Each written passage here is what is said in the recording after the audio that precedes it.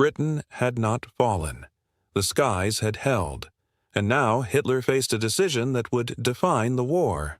Instead of consolidating power in the West, instead of forcing Britain into submission through blockade and pressure, he turned east.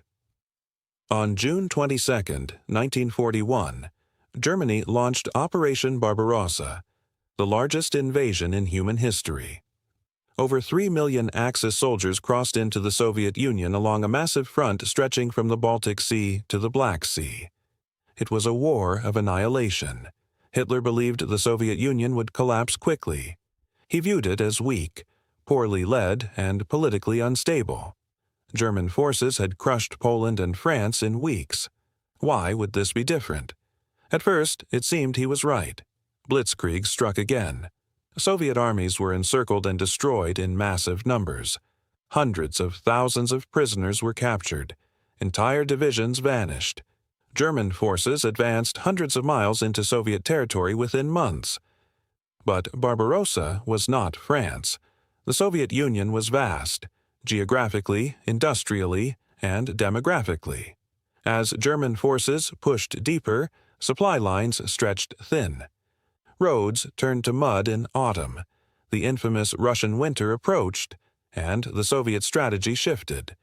Instead of surrendering, the Red Army absorbed punishment and retreated, trading land for time.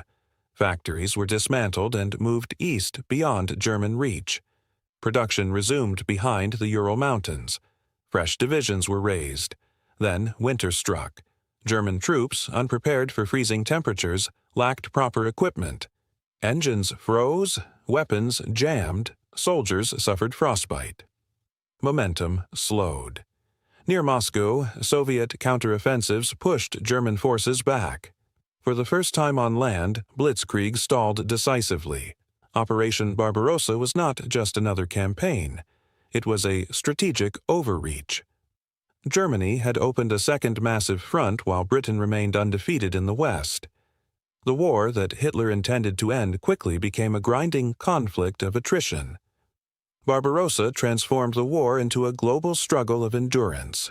It ensured the Soviet Union would become one of Germany's most powerful enemies. It stretched resources, manpower, and logistics beyond sustainable limits. What had been lightning war became a war of exhaustion, and in that exhaustion, Germany's greatest gamble began to unravel. The invasion meant to secure victory had instead planted the seeds of collapse.